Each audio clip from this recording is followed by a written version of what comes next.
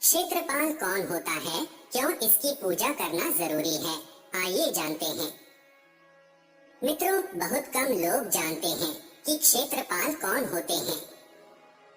जब वास्तु पूजा की जाती है तो उसके अंतर्गत क्षेत्रपाल की पूजा भी होती है। भारत के ग्रामीण क्षेत्रों में आज भी आपको क्षेत्रपाल के मंदिर मिल जाएंगे। खासकर राजस्थान और उत्तराखंड में क्षेत्रपाल के कई मंदिर मिलेंगे। चलिए जानते हैं कि क्षेत्रपाल कौन है। क्षेत्रपाल क्षेत्र विशेष के एक देवता होते हैं जिनके अधीन उस क्षेत्र की आत्माएं रहती हैं। भारत के अधिकतर गांवों में भैरवनाथ, खेड़ाप्ती, सती माई, काली माई, शीतला माई और क्षेत्रपाल आदि के मंदिर होते हैं। यह सभी ग्राम देवता होते हैं और सभी के अलग अलग कार्य माने गए हैं। क्षेत्रपाल भी भगवान भैरवनाथ की तरह दिखाई देते हैं। संभवतः इसीलिए बहुत से लोग क्षेत्रपाल को काल भैरव का एक रूप मानते हैं।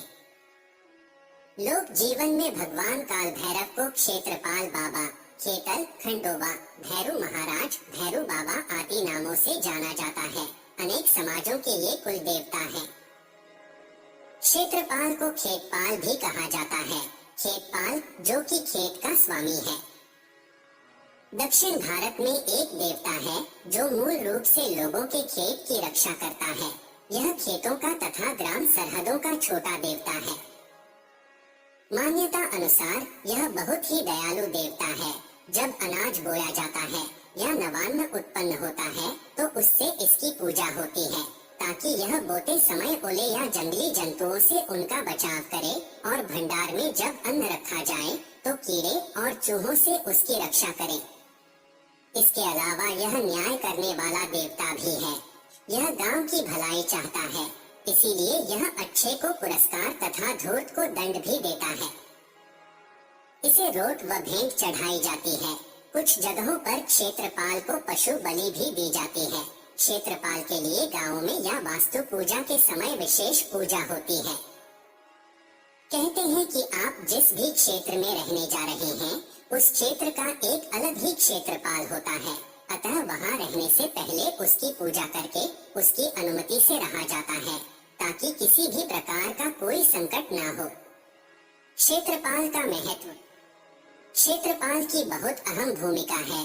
कोई ऊपरी क्षत आता है या कोई ऊपरी बाधा उत्पन्न होती है, किसी तांत्रिक के द्वारा कोई कुकर्म किया गया हो, भूत प्रेत जिनात कोई भी शक्ति किसी साधक पर छोड़ी गई हो, सभी क्षेत्रपाल के आदेश के बिना उस क्षेत्र में प्रवेश नहीं कर सकता है।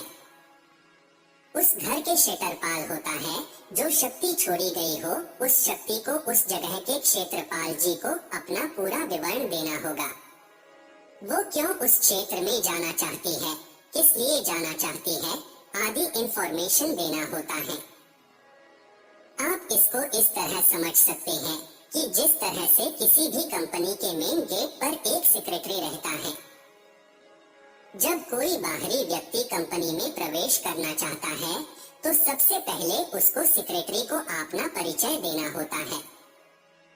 मेन गेट पर खड़ा सेक्रेटरी अनजान व्यक्ति से पूरा इंफॉर्मेशन लेने के बाद ही उसको कंपनी में प्रवेश करने देता है। उसी प्रकार क्षेत्रपाल भी एक विशेष क्षेत्र का सेक्रेटरी होता है। तो क्षेत्रपाल उस सहक्ति की पूरी बात सुनते हैं। अगर उनको उचित लगता है वो जाने देते हैं, नहीं तो वो शक्ति वापस चली जाती है। जो साधक पूजा पाठ करता है और भगवान को मानता है और क्षेत्रपाल जी को भी मानता है तो क्षेत्रपाल खुद उसकी रक्षा करते हैं। किसी भी बुरी शक्ति को उसके पास आने से रोकते हैं। आपके अगल बगल पूरी सुरक्षा का इंतजाम क्षेत्रपाल जी करते हैं। जब आप सो जाते हैं तो यह रात के समय आपके पूरे क्षेत्र के चक्र लगाते हैं ताकि कोई बुरी शक्ति उस क्षेत्र के भीतर प्रवेश न कर सके। कोई तांत्रिक आप पर कोई बुरी शक्ति नहीं भेज सकता। अगर क्षेत्रपाल जी की कृपा आप पर हो, क्षेत्रपाल कभी भी उस शक्ति को आने की अनुमति नहीं दे सकते। क्षेत्रपाल कोई शक्ति को आपके क्षेत्र में प्रवेश से उन शक्तियों को रोक देते हैं। वहीं पर जो पितरी होते हैं वो गलत शक्तियों को आपके घर पर आने से रोक देते हैं। क्षेत्रपाल अगर अनुमति दे देते हैं तो आपके पितरी आपके सहायक होंगे। वैसे तो पतिरो और क्षेत्रपाल दोनों को पूजना चाहिए। तंत्र जगत में भी क्षेत्रपाल जी का विशेष महत्व है। जब कोई साधक लंबे समय तक साधना करता है तो कोई शक्ति प्रत्यक्ष नहीं हो रही है, तो आप समझ सकते हैं कि क्षेत्रपाल उनको आपके पास आने से रोक रहे हैं, क्योंकि कोई भी शक्ति क्षेत्रपाल जी की बिना आज्ञा से नहीं आ सकती। इसलिए आपको पहले क्षेत्रपाल जी को मनाना होगा, तब जाकर वो शक्ति आपके पास आ सकती है। बहुत सारे तांत्रिक क्षेत्रपाल जी को इसलिए सिद्ध करते हैं कि उनको जल्दी सफलता मिल सके, सफलता में कोई बाधा उत्पन्न न हो।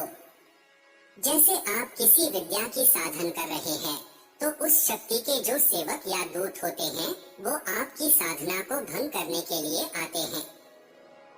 अगर ऐसे में आपके ऊपर क्षेत्रपाल जी की कृपा है तो वो आपके पास आने से